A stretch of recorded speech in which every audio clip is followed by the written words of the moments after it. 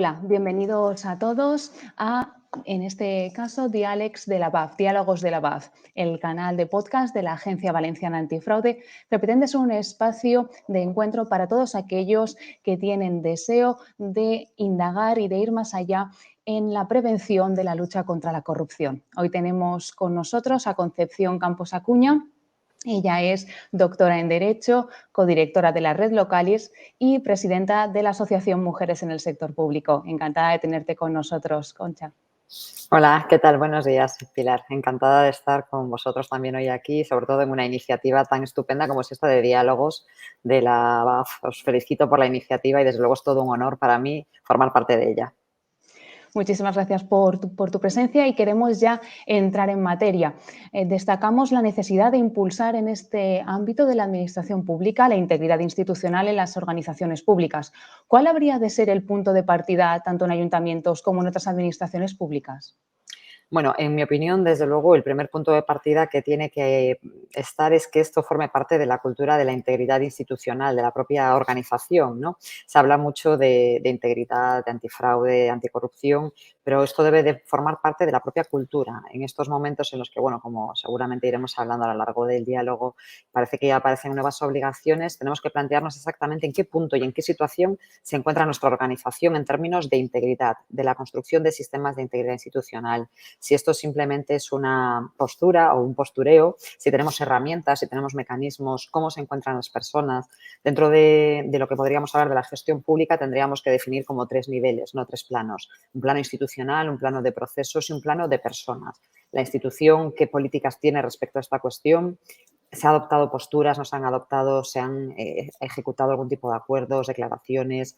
¿Qué marco ocupa tanto los representantes políticos como de los altos directivos, de los niveles de gestión, de los altos cargos respecto de los procesos? Si realmente son procesos seguros, transparentes, que facilitan, ¿no?, la integridad, que apoyan y ayudan a esta situación de mejorar la gestión pública y respecto a las personas, si están concienciadas, si comparten los valores de la institución, si se comunican adecuadamente también los valores que tiene la institución, porque esto es algo muy importante, ¿no? En ocasiones damos muy por sentadas las cosas y nos falta esta tarea, ¿no?, de hacer el equipo, de hacer la comunicación y de poner en valor precisamente, ¿no?, con qué niveles de integridad se encuentra comprometida la institución y qué espera de los empleados públicos. Entonces, yo creo que para empezar lo primero sería hacerse como la foto, ¿no? Yo creo que es muy importante para cualquier iniciativa y en estos casos mucho más saber en qué punto nos encontramos respecto a la construcción de un sistema de integridad institucional, ¿no? Podríamos decir que puede ser bajo, puede ser medio o puede ser alto. Ya no quiero incluir el cero, ¿no?, el nivel cero, porque entiendo que el marco normativo no permitiría a estas alturas hacerlo. Pero es muy importante la autoevaluación, el diagnóstico, ¿no? El mirarnos, pues si tenemos alguna debilidad, ¿por qué no? Reconocerla y adoptar las medidas necesarias para superarlo. Somos muy de correr y sobre todo en el mundo local, ¿no? Todo es como el sombrero loco de Alicia en el País de las Maravillas, ¿no? Nunca hay tiempo, nunca hay tiempo, nunca hay tiempo, pero a veces es necesario buscar el tiempo debajo de las piedras donde no lo hay para ponernos en situación y decir, bueno, pues este es cómo nos encontramos, este es nuestro diagnóstico y a partir de aquí esto es lo que podamos hacer. Digamos que el autoconocimiento, que tanto se aplica a las personas, también es muy importante para las instituciones. Muy cierto. Por otro orden de cosas, ¿qué actuaciones crees que se habrían de realizar para acabar con ese inmovilismo que puede que algunos órganos decisores opinan y creen que no han de poner el foco en la integridad pública y la integridad institucional? ¿Qué crees que podríamos hacer para acabar con él? Bueno, habría dos enfoques desde mi punto de vista. Uno que está muy claro, que es el legal y consecuencias legales frente al incumplimiento, ¿no? Porque sí que es verdad que tenemos un cierto marco normativo, tenemos leyes de transparencia, normativas también en materia de prevención de fraude, un código penal incluso, ¿no?, donde se recogen efectivamente todos los delitos que se pueden cometer. Pero digamos que estas normas, las que hablan de integridad, de transparencia, pues en ocasiones son como normas de soft law, ¿no? Yo siempre digo que las leyes sin sanción no son... que las leyes que no tienen una sanción no constituyen una obligación, son una recomendación. Entonces parece que, oye, pues si te apetece, si te gustan estas cosas de la transparencia, pues te metes con ellas y las haces, ¿no? Y si no, pues no pasa nada, no las haces y ya está, tan ricamente. Pero esto no es así. Entonces tenemos dos opciones. Esta primera opción, que sería encardenar obligaciones realmente exigibles y mecanismos que permitan realmente poder exigir el cumplimiento de las mismas, y otra segunda que es sensibilizar, formar y concienciar a las personas, ¿no? A mí me gusta mucho una frase de Jim Stovall, que la llevo en mi última slide, bueno, en la penúltima de mis presentaciones, yo creo que desde el principio de mis formaciones, que es la de integridad es hacer lo correcto aun cuando nadie te esté mirando. Y es que esto es así, ¿no? También es verdad, ¿no?, que la luz del sol es el mejor desinfectante y que, ¿no?, que siempre nos comportamos mucho mejor, ¿no?, cuando alguien nos ve. Pero lo suyo sería formar, concienciar, pero también en esa concienciación y en esa formación no solo hablar de valores, traducirlo, porque realmente la integridad también se mide en euros. Entonces, a este político que no lo ve, a este directivo que dice, uff, esas cosas son cargas administrativas, más tarea, más trabajo, por Dios. No. Es que si haces A, no haces B. Y esto es ser eficiente. Ser íntegro y ser transparente redunda también en términos económicos. La eficiencia, pensemos en la última ley de contratos, ¿no? Habla de la relación calidad-precio. Pues efectivamente, si queremos obtener buenos servicios a mejor precio, también la eficiencia está ahí, porque habrá pues mayor concurrencia, mayor igualdad de licitadores, mejores ofertas, el trabajo será mejor y el mejor trabajo suele tener una mejor recompensa, un mejor resultado. Por lo tanto, al final redunda en beneficio de todo. Así que yo creo que poli bueno, poli malo, ¿no?, por decirlo de algún modo. Es decir, recomendación no, sino obligación con sanción. Hay consecuencias frente al incumplimiento, pero sobre todo que se lo crean. Es verdad que en primera instancia yo puedo decir, bueno, me da igual tu motivación, que tu motivación sea que no te saquen en la tele, en el periódico, o que la oposición no te critique. Bueno, me da igual, con que hagamos bien las cosas. Pero el fin último es que hagamos las cosas porque comprendamos que las administraciones públicas están llamadas a defender el interés general, que el servicio público es el servicio a las personas que forman parte de nuestra comunidad y que no hay nada mejor, desde luego, que poder ayudar a que esto se haga bien. Por lo tanto, esta es la última motivación que deberían de tener estos decisores políticos, que también es verdad que en muchas ocasiones con el día a día no valoran adecuadamente esta dimensión, ¿no? Pero bueno, que poco a poco el ordenamiento jurídico les está, como digo yo, cerrando el círculo y dentro de poco ya no quedará otra. Esperemos que al final sea porque se lo creen de verdad. Pero si al principio es porque hay una sanción, pues bienvenida sea también. Vamos a intentar que todos avancemos en estos caminos. Por supuesto. Ya centrando el foco en este sentido de las personas que trabajan en las propias administraciones públicas, ¿qué alertas, ¿en qué crees que deben estar atentos para ver y percibir que están ante un riesgo real de corrupción en su propia organización? ¿Cuáles son esas alertas, esos tips Ajá. a los que tienen que atender? Sí, este tema es muy importante, el tema de la gestión de riesgos, ¿no? Al final, cuando hablamos de alertas, estamos gestionando riesgos y la gestión pública está muy poco habituada a gestionar riesgos.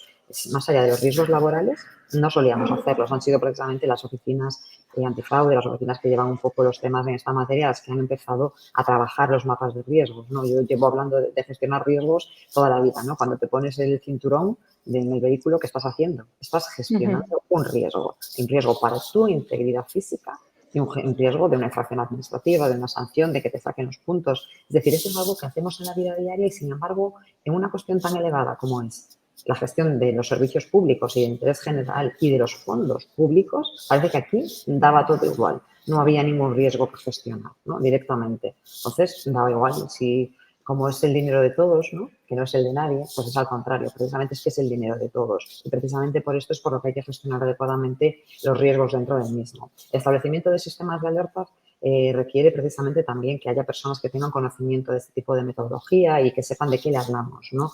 Dice la OCDE que la actividad sometida a mayor riesgo dentro de la gestión pública es la contratación.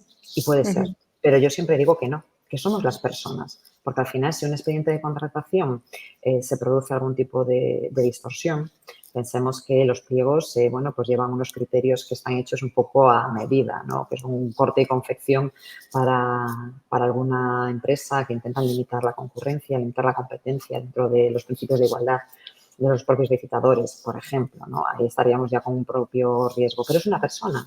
O si se le da información privilegiada a un futuro contratista. Ha sido una persona la que se lo ha dado. O si es un político que adjudica un contrato al margen del procedimiento. Si hay un proceso de selección en el que se saltan las normas. Todo esto detrás siempre tenemos una persona técnica, una persona política.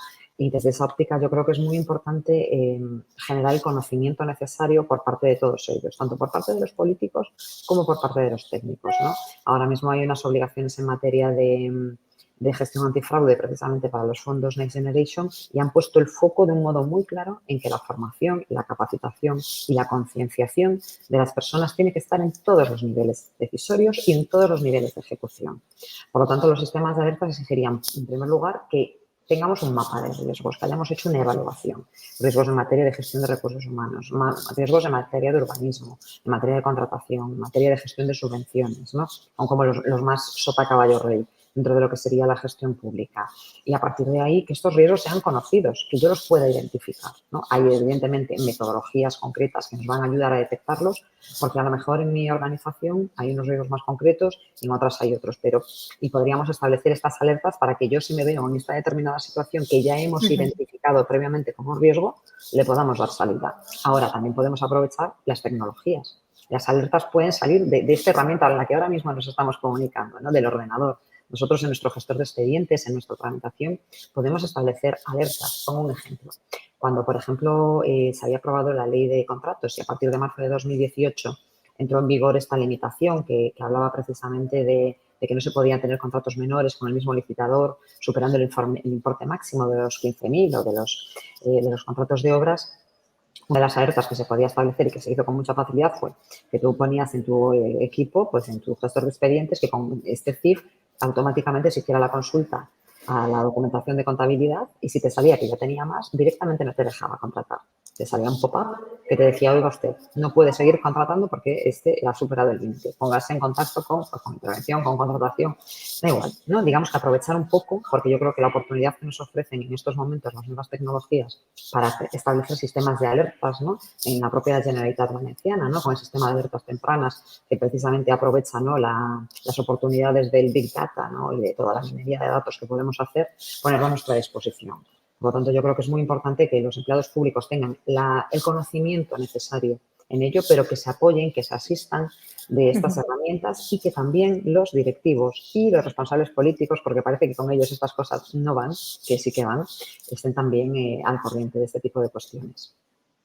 En el ámbito del ciclo antifraude, que en este caso es una de las actuaciones en las que se centra la última orden del Ministerio relacionado con los fondos Next Generation, la prevención, la detección, la corrección y la persecución, ¿dónde crees que se han de maximizar los esfuerzos? Por ejemplo, desde formación en el ámbito de antifraude, creemos que es una de las bazas a tener en cuenta, en este caso, el ámbito de la formación, pero maximizar los esfuerzos en prevención, detección, corrección o persecución dentro del ciclo antifraude. Bueno, yo lo llevo diciendo toda la vida, no puedo decir algo diferente en prevención. Prevención, ¿no? Es decir, el refranero popular es muy sabio. ¿Y qué dice el refranero popular? Más vale prevenir que curar. Pero además es que hay que ser prácticos, ¿no? Cuando yo entro en corrección y en persecución, el daño ya se ha producido.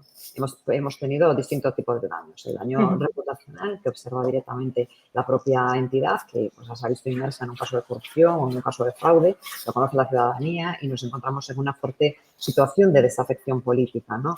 Esto es algo que tenemos que valorar mucho, ¿no? Que somos instituciones públicas y que la legitimidad democrática, la confianza, es un tesoro muy preciado y muy precioso, no se puede desperdiciar desde este punto de vista. Por lo tanto, yo creo que la prevención es básica y sobre todo porque el daño económico luego no se repara. Este contrato que se adjudicó aquí no se tenía que adjudicar, que se construyó esta institución, esta infraestructura que no sirve para nada o que tiene serias deficiencias de construcción, que bueno, hemos visto por desgracia, ¿no? Las megalomanías en la construcción que sufrieron durante la época de la fortaleza esta de la construcción, ¿no? Y que han sido instituciones que se han quedado vacías, paradas, que no sirven a la finalidad y que desde luego han sido una fuerte desinversión en términos de coste-beneficio.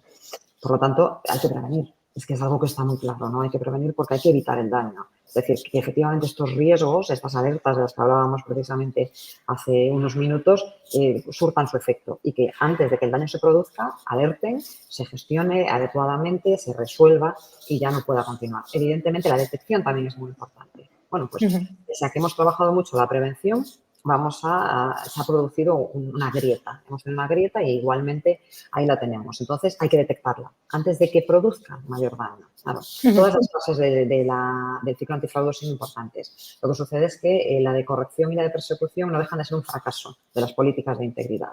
También porque se detectan y también tienen un poderoso efecto incentivador o desincentivador, ¿no? O incentivador de las buenas conductas y desincentivador de las malas. Es decir, al que lo ha hecho mal, se le ha pillado y ha tenido unas consecuencias asociadas a su actuación.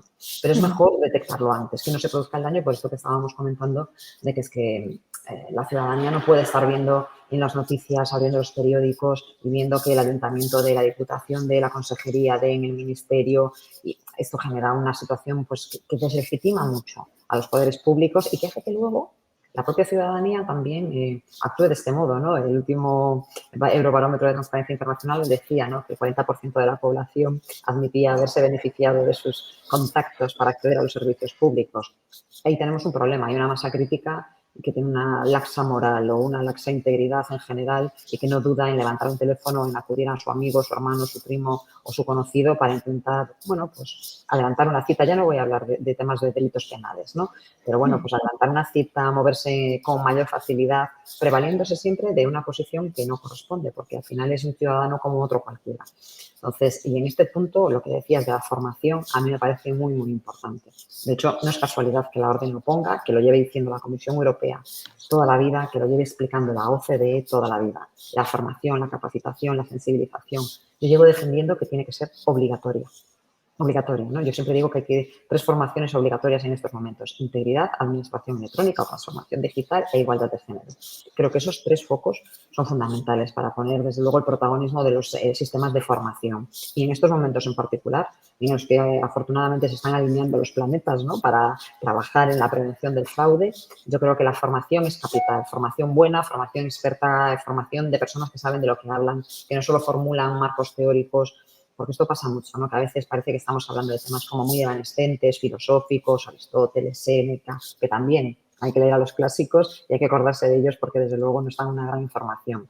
Pero también hay que pensar en el día a día, en ese concejal que de repente está en un pueblo pequeño y su vecino le pide pues que quiere empezar la obra porque la licencia tarda mucho y hay mucha burocracia y es muy complicado. Hay que empatizar, ponerse en su lugar y darle las herramientas para resolver los dilemas éticos en los que se va a encontrar, para precisamente que todo lo malo sea que, bueno, hayamos detectado que ha habido un posible fraude, no, que lo hemos prevenido, que lo hemos prevenido. Yo creo que es clave la prevención. La prevención y la formación esenciales en este ámbito de la integridad institucional. Centrándonos y atendiendo al ámbito de las oficinas y de las agencias de lucha contra el fraude y la corrupción, a tu juicio, ¿cuál es el papel que debe desempeñar este tipo de agencias antifraude? Bueno, a mí lo he dicho 1000 veces que me parece fundamental el papel de las agencias antifraude. Ojo, que tengan medios y recursos suficientes para el desempeño de su trabajo y que tengan las potestades necesarias para ser eficaces, ¿no? Porque parece que cuando se aprobó la ley de transparencia, de repente eclosionaron muchísimos órganos de transparencia, de acceso a la información, de consejos de transparencia, de agencias, y la queja crítica y unánime era siempre que no tenían medios. Es decir, que lo hacían casi que solapadamente. En Galicia, por ejemplo, el modelo que se optó en materia de acceso a la información fue que se atribuyó a un organismo ya existente, la Valedora do Pobo, y en materia de prevención y lucha contra el fraude al Consejo de Contas, ¿no?, reformando su estatuto para atribuirle las funciones en materia de prevención y lucha contra la corrupción.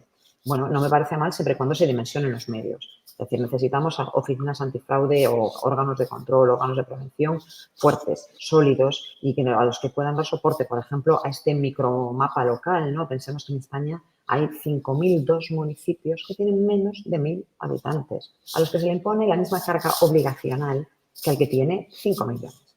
Claro, no es razonable pensar que pueda tener medios y recursos y tampoco que vaya a priorizar este tema, porque, como decimos, no tiene consecuencias en el cumplimiento. No se deriva ningún tipo de problema, ¿no?, para los responsables políticos ni para los responsables técnicos de que esto no se haga bien. Entonces, no van a destinar recursos de un modo fácil a esta situación, porque es coste de transacción, ¿no? Si haces A no haces B, si destinas los recursos a esto, no los estarán destinando a otras cuestiones. Entonces, lo importante es que haya agencias que tengan por objeto única y exclusivamente esta materia, que aterricen en los efectos de las políticas de integridad en la contratación, en el denunciante, en los sistemas de integridad de un modo completo, que puedan generar conocimiento y transferirlo, ¿no?, con documentos de utilidad, pues como hablábamos antes, mapas de riesgos, guías de tramitación, guías metodológicas, formación específica, contando con un ya personal experto como tienen ellos, ¿no?, y que además hagan lobby. que a mí me parece muy importante también, ¿no? Ahí el papel de las agencias para posicionar normativamente y también la acción de gobierno en relación a esta cuestión, ¿no? Porque ellos pueden tener una posición mucho más fuerte a la hora de tener comunicación con los medios de prensa, ¿no? Para poner en las agendas políticas estos temas, ¿no? Todos aquellos que hemos estado en el mundo local sabemos que lo importante de que un expediente salga es que esté en la agenda política, que tengamos la capacidad, que sepamos qué tecla hemos de pulsar para situar en la agenda política este tema en particular. Y, desde luego, las oficinas, con la labor que hacen y yo creo que con el protagonismo que cada vez van adquiriendo con mayor necesidad, seguramente lo habrán experimentado en los últimos tiempos como consecuencia de las últimas órdenes ministeriales, hacen, si no, vamos, un papel que no pueden asumir otras entidades. Y pongo el foco de nuevo de un modo muy señalado en el mundo local, que está muy solo, muy abandonado, al que se le imponen obligaciones con un contenido imposible de asumir con sus medios y con sus recursos, y a los que sitúan directamente en el abismo de incumplir. Es que esto es susto o muerte, no tienen muchas más opciones. Y ahí las oficinas antifraude, que yo creo que lo están haciendo, deben de centrar también mucho su tarea de apoyo, de colaboración a estas entidades locales. Realmente, si no estuviéramos en estos momentos, estaríamos mucho peor. Con lo cual, bienvenidas sean y, sobre todo, ojalá les doten de mayores medios y recursos y consigan hacer, pues, este lobby bien entendido que yo creo que pueden hacer. Como comentas, es necesario poner en valor el servicio de prevención con sus recomendaciones, así lo realiza la Agencia Valenciana Antifraude, así como el servicio de formación con sus continuas formaciones en el ámbito de los empleados públicos. Pero en este sentido también, y centrándonos de nuevo en los empleados y empleadas públicas, querría que comentáramos cuál sería su labor diaria para convertirse en barrera frente a estas alertas y a estos riesgos de fraude y de corrupción. Sobre todo también, como bien has dicho, poniendo el foco en las pequeñas y medianas entidades locales, en las PYME, que se encuentran tan solas en este sentido y tan falta de recursos, tanto personales como materiales. ¿Cómo podríamos convertirnos en barrera? Claro, yo siempre digo que cada empleado público y cada empleada pública es un agente del cambio, ¿no? Porque cada uno tiene su parcela en la que puede actuar. Ayer mismo estaba en un seminario en el que uno de los ponentes expuso la ya conocidísima fábula del colibrí, ¿no? De cómo cada uno que va llevando el agua e intentando apagar un incendio hace su parte. Pues yo creo que cada uno haciendo su parte, divulgando y dando ejemplo, ¿no? Porque a veces el compañero o la compañera pues no se da cuenta de que ese favor que le hace al vecino o a otro compañero a veces está dejando fuera a otra persona. Es decir, para que yo te ponga a ti en una lista, en un puesto que no te corresponde, estoy rebajando a todos los demás por debajo. Cuando ellos habían esperado su tiempo, han seguido el trámite, el procedimiento, se han ajustado a las reglas. Entonces, yo creo que es muy importante nuestra labor propia porque lo ven los demás, es también ejemplarizante. Yo creo mucho en la misión de la divulgación propia y del ejemplo, ¿no? De la actuación, en ese poder que tiene. Y luego también actuando, evidentemente, pues porque no lo haces tú. Yo recuerdo una vez que iba apagando las luces, que es una tontería, y me decía, me pareces la reina de Inglaterra. Y digo yo, no, porque yo en mi casa también lo hago. Esto tiene un coste, ¿no? Pues esto de no pasa nada, lo de los folios, lo de los equipos, esto total lo paga el ayuntamiento, o el tiempo, que nuestro tiempo es tiempo que se paga, es tiempo muy valioso, ¿no? Y luego poniendo frente a la realidad a aquellas personas que creen que no pasa nada, ¿no? Cuando te vienen y te dicen, pues hacer un poco también de labor divulgativa, esa microformación, ¿no? Persona a persona que se puede hacer. Entonces yo creo que cada uno dentro de nuestra parcela, con nuestra labor, es decir, nosotros vamos a hacer lo correcto y si tenemos un dilema ético, pues lo intentamos resolver, que esto es un problema también muy grave. Y si vemos que un compañero tiene un dilema ético o que, pues a veces es por omisión, a veces ni siquiera es una acción deliberada, pues que un compañero por omisión está, bueno, pues cometiendo una irregularidad o algo que éticamente no es de todo ajustado, ¿no? Porque es esta frase de es legal, ya, pero es ético. Al final nosotros, los servidores públicos, están frente a la ciudadanía y deben de traducirse, ¿no? En esa ejemplaridad y lo vemos a veces, ¿no? Si vemos alguna cuestión extraña, la ciudadanía se sorprende y dice, oye, pero es que yo estaba antes, y una ciudadanía atenta y vigilante que debe de estar ahí. Entonces yo creo que cada uno haciendo su parte y sobre todo dando ejemplo y ayudando también a los demás, ¿no? Haciendo comunidad. Porque, bueno, no siempre todos tenemos los mismos estándares, pero dentro de la organización, los estándares de valores, de formación, de integridad, sí que tienen que ser los mismos, que son los de la organización, los del servicio público, en definitiva. Bueno, en este sentido también queremos comentar la importancia de los fondos Next Generation y en el ámbito de la integridad institucional y de la ética pública. En relación a los mismos, ¿cuáles crees que serían las claves de elaboración de los planes antifraude que hay que elaborar con motivo de los fondos Next Generation? Bueno, aquí, digamos que ha cundido el pánico, ¿no? Cuando se publicaban las órdenes, concretamente esta orden del 29 de septiembre, cundía el pánico por dos razones. Primero, por el plazo y segundo, por el contenido.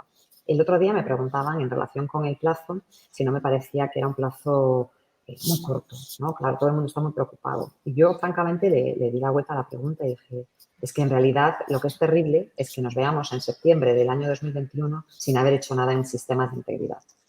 Si tenemos 90 días y hemos tenido sistemas de integridad, ahora lo único que tendríamos que hacer es adecuarlo un poco, ajustarlo a lo que es la nueva normativa y las exigencias en particular que nos establecen los fondos Next Generation y ya está, no pasa nada. ¿Qué sucede? Que ha llegado y tenemos un desierto. O como mucho, algún oasis dentro del desierto, ¿no? Pues alguno tiene un código ético, alguno tiene la gestión de los conflictos de intereses. Claro, es que yo digo, simplemente con haber cumplido desde el año 2018 toda la normativa en materia de conflictos de intereses, de gestión antifraude, el artículo 64 en definitiva, de la Ley de Contratos del Sector Público, ya tendríamos mucho hecho. Claro que 90 días son pocos, pero son pocos porque no tenemos nada hecho. Porque además no tenemos que olvidar que los 90 días son 90 días para elaborar los planes, no para implementarlos. Luego ya tenemos que ir, evidentemente, adoptando las medidas en paralelo para poder hacerlo. Entonces, esta es la primera crítica que hay que hacernos, autocrítica. Que está muy bien hablar mal de lo que dice el BOE, pero que también tenemos que recordar que nosotros teníamos ya muchas tareas en materia de transparencia, en materia de integridad, en materia de prevención, de lucha contra el fraude y no nos hemos aplicado. Por eso ahora nos cogen con los deberes sin hacer directamente. Por lo tanto, yo creo que, en primer lugar, tenemos que aprovechar esta oportunidad para generar un sistema de integridad general, completo, a toda la organización y para todos los expedientes. Yo estoy muy en contra de este modelo, del mismo modo que estoy muy en contra del modelo de reducir los cuellos de botella y los obstáculos administrativos, ojo, solo para los fondos Next Generation. Es decir, el dinero que viene de Europa es sagrado, pero el dinero que pagan los contribuyentes, con su IBI, con su impuesto sobre la renta, con sus sucesiones, ¿este no es sagrado? No, igualmente. Por lo tanto, lo que hay que aprovechar es una oportunidad para que despliegue todos sus efectos en todos los marcos de la organización. Es decir, si vamos a pasar el trabajo de hacer un plan antifraude, no podemos hacer un copia y pega, que esto es lo que se está empezando a hacer. Esto es terrible, ¿no? Es decir, ahora mismo todo el mundo está buscando un modelo para hacer un copia y pega. Yo puedo entender que alguien pueda crear un modelo porque el folio en blanco, ¿no?, te da un poco de miedo y siempre está bien tener una guía metodológica o alguna herramienta que te apoye un poco. Pero hay que pensar en que vamos a prevenir el fraude en mi organización. Y la casuística de mi organización, los riesgos particulares de mi organización, no son los de otra organización. Por lo tanto, tenemos que pensarlo así. Por lo tanto, la primera clave sería personalización. No nos vale el copia y pega de todos los demás. La segunda clave es pensar en que sea para toda la organización. Y la tercera es leerse atentamente la orden ministerial y pensar, ¿qué tenemos hecho de esto de que nos habla aquí? ¿Qué hemos hecho en materia de transparencia? ¿Qué hemos hecho en materia de buen gobierno, en materia de integridad? No debería de cogernos en blanco. Artículo 52 y siguientes del PREVED. El título 2 de la Ley de Transparencia y Buen Gobierno, la normativa autonómica, los códigos que hayamos ido aprobando por el camino, la Ley de Contratos del Sector Público, la Ley de Subvenciones, todos ellos contienen pequeños ítems, pequeños indicadores y obligaciones que ya deberíamos tener. ¿Que no las tenemos? Bueno, pues vamos a hacerlos, ¿no? Vamos a aprovecharlos. La abstención, ¿no?, en materia de las entidades locales con la casuística específica que tiene, que además se encuentra tan constreñida por algo como es la proximidad, ¿no? La orden ministerial pone mucho el foco en un tema que es muy complejo, los conflictos de intereses. Y en un ámbito como el local, porque los políticos y en muchos casos también los empleados se han criado en esa localidad. Y esto significa que han tenido también contacto con ellos y han sido amigos, vecinos, han trabajado unos para otros. Es decir, no nos encontramos en una situación sencilla, pero aquí, tanto la Comisión Europea, y que lleva trabajando los temas de conflictos de intereses, yo creo que desde el principio de los tiempos, sin ninguna duda, como ahora la orden ministerial, que precisamente está relacionada con ello, han puesto el acento de un modo muy claro en los conflictos de intereses. Y esto no es firmo una declaración y ya está. No, es formación, capacitación, sensibilización, control, seguimiento, prevención, detección, procedimiento de tramitación. Y ojo, que es que no nos olvidemos que la detección de alguna sospecha de fraude suspende el procedimiento. Creo que vamos muy mal de tiempo con los fondos Next Generation como para permitirnos el lujo de tener que suspender el procedimiento como consecuencia de que se detecte una sospecha de fraude, pues porque alguien no ha declarado la existencia de un conflicto de intereses, por ejemplo.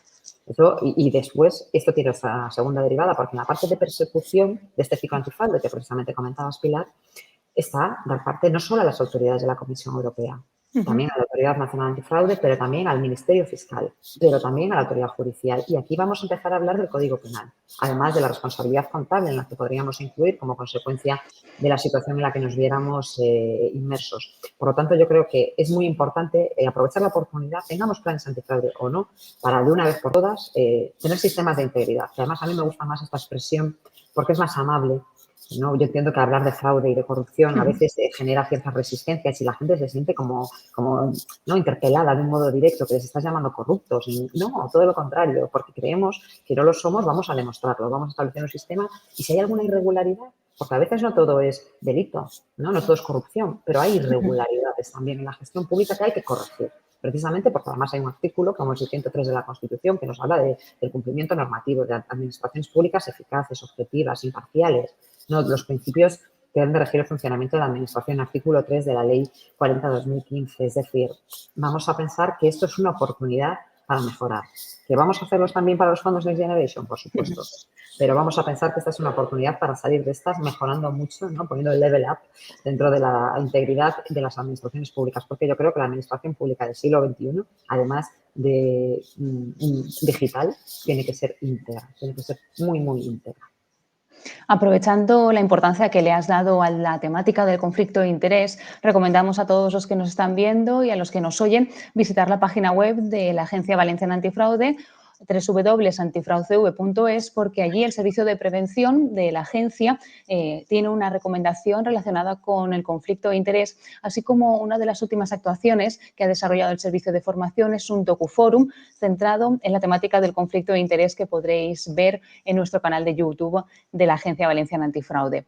En el ámbito del compliance, también de gran importancia, quería preguntarte qué beneficios aporta en este sentido el compliance en la gestión pública desde la óptica de la integridad institucional. Fíjate, muchas veces cuando me preguntan por qué, ¿no? Pues ¿por qué utilizar un sistema de compliance? Me hago muy gallega y digo, ¿por qué no? ¿No? Y digo, ¿por qué no? Y esto ya sería lo primero, porque parece que para todo necesitamos siempre tener una obligación legal, que si queden aquí, pues eso, el Tribunal de Cuentas o la Fiscalía o el juzgado y todos nos llamen muchísimo la atención. No es así. Evidentemente, los sistemas de compliance, al final de lo que estamos hablando son de sistemas de integridad institucional, ¿no? Estamos hablando de unos marcos que, si bien nacen en origen pensados para evitar la responsabilidad penal de las personas jurídicas, Código Penal con su modificación del 2010 y del año 2015, no son aplicables a las administraciones públicas territoriales. Yo sigo diciendo, ¿por qué no? Porque en realidad lo que está haciendo es construyendo un sistema, una arquitectura institucional. Yo siempre digo que el sistema de compliance es como que construimos la casa de integridad, ¿no? Y donde dentro tenemos distintas herramientas y distintas estancias donde podemos ir aprovechando para ir mejorando, ¿no? Uno de los ejes está claro que es los conflictos de intereses, ¿no? Precisamente dentro también de los sistemas de compliance o contar con protocolos para la toma de decisiones. No todo está en la ley. Tendremos que tener también estos marcos que nos aseguren la transparencia, conocer la motivación de las decisiones, que aleje la arbitrariedad, ¿no? Esta ecuación de la corrupción, precisamente, pudiendo alejar esta arbitrariedad, incluso cuando es la discrecionalidad, que sepamos que efectivamente dentro de las distintas opciones se ha tomado la decisión correcta, que evaluemos, ¿no? Decía Peter Drucker que lo que no se mide no puede mejorar, y está claro que no medimos, no planificamos y no medimos. Esto es así, ¿no? Pues hay que medir, hay que evaluar. Aun cuando hagamos ahora un plan de evaluación del antifraude de los de las Next Generation, también ahí están, ¿no? La propia orden lo exige, porque no hay otra. Para esto, si hacemos un plan, hay que medir, hay que tener indicadores, hay que hacer seguimiento. Y esta es la técnica de compliance, es la creación de un sistema transversal, de un sistema holístico, dentro del cual podamos integrar todas las herramientas. El canal de denuncias es pieza clave, vertebral, de un sistema de compliance. Fijémonos que el 17 de diciembre precisamente expira el plazo, ¿no? Para la transposición de la directiva europea. Está claro que no vamos a tener normativa propia y tendremos que recurrir, ¿no? A interpretar, como siempre, efecto directo, directiva. Bueno, pues es que tengámoslo. Dejemos de esperar a las normas para implementar, ¿no? Los mecanismos que son necesarios, y este precisamente es uno, ¿no? Ahí podemos aprovechar, aprender mucho de la trayectoria que ya se lleva desarrollada, las empresas públicas, por ejemplo, las sociedades mercantiles en materia de compliance en el sector público, para diseñar un sistema de integridad completo, que tengas el mapa de riesgos, lo hablábamos antes, que es otra de las piezas clave. Entonces, a medida que vas viendo, ¿no?, las distintas casillas en las que conforman un sistema de compliance, vemos que estamos hablando de esto, que estamos hablando de integridad institucional. Por lo tanto, los beneficios de hacer su traslación a la gestión pública no son sino que, por una parte, cumplimos el marco normativo, pero por otra, tenemos estos mayores beneficios de que seremos más eficientes y cumpliremos mejor con la finalidad encomendada, ¿no?, que es dar respuesta al interés general y unos servicios de calidad, garantizando siempre los derechos de las personas, las libertades de las personas, que me parece algo fundamental y que en el siglo XXI, como digo, no podemos estar al margen. Forma parte incluso también del cuarto plan de gobierno abierto, el desarrollo de los sistemas de integridad. Ahora mismo podríamos decir que todos los caminos nos conducen a Roma y en Roma está la integridad institucional. Y el compliance es una herramienta que suma mucho en este sentido. Bueno, en este sentido, como conclusión, queríamos que mandaras un mensaje a los habilitados nacionales, tanto de pequeños municipios de PYME como de ayuntamientos con mayor entidad, así como de técnicos que desempeñan sus funciones en el ámbito de las entidades locales en relación a la importancia de la integridad institucional y de los fondos Next Generation, para concluir. Bueno, pues será un placer, por supuesto. Pues el mensaje sería muy sencillo, sería sí se puede, de verdad que sí. Es decir, es complicado, tampoco vamos a engañarnos, es difícil el principio de proximidad y a veces hacer comprender. No todo el mundo es creyente, ¿no? Y todo lo contrario, o sea, los hay que son puros enemigos de esta situación, pero porque entienden que es un trabajo vacío, que no aporta nada y que lo único que roba es tiempo, cargas administrativas nuevas. No, lo que diría es que sí se puede, que se puede hacer un trabajo bueno, se puede reportar muchas mejoras, que busquen aliados dentro de la organización, que busquen aliados fuera de la organización, que la BAF, que está en Valencia, o la Agencia Antifraude en Cataluña, o el Consejo de Cuentas, son aliados, los compañeros de otros ayuntamientos son aliados también, que en la red tienen muchísima información y que desde luego esto le va a reportar muchas mejoras a su trabajo, porque dentro de las funciones de control de la legalidad, de fiscalización, que las cosas se hagan bien, que haya la mentalidad, el conocimiento y la constancia de que, oye, hay que hacerlo bien. Y para aquellos que no les gusta hacerlo bien, oye, es que si no lo haces bien hay consecuencias, va a sumar mucho también y les va a facilitar las tareas. Es una inversión. Esto diríamos, esto no es gasto, esto es inversión. El tiempo que dediquen a estos planes antifraude y a su divulgación y a su implementación es una inversión de futuro, se lo puedo asegurar. Así que les deseo muchísimo ánimo en esta tarea y que se aprovechen de estas instituciones y, bueno, por supuesto, personas como yo que estaremos encantados de echarles una mano, que también en la red tienen mucha información que hemos ido subiendo siempre en modo abierto para que puedan utilizar e intentar superar, ¿no?, una tarea más dentro de las muchísimas que tienen. Soy consciente de que es muy, muy difícil, precisamente por la conformación de la planta municipal, asumir estas nuevas tareas, pero bueno, estoy convencida de que una vez más saldrán airosos del tema. Agradecemos enormemente tu presencia en Diálogos de la BAF, Concha, y esperamos que este espacio sea de interés y sea ese mensaje de ánimo que todos los técnicos, todos los habilitados nacionales, todos aquellos empleados y empleadas públicas que tienen interés en la integridad institucional les sirva para avanzar en su labor diaria. Muchísimas gracias, Concha. Muchísimas gracias a la Agencia Valenciana Antifraude y nos vemos próximamente en un siguiente Diálogos de la BAF. Encantada, chicos. Muchísimas gracias, Pilar, y muchísimas gracias a la BAF por esta oportunidad y, vamos, espero seguir escuchando muchos más episodios de diálogos, estoy segura. Gracias a todos.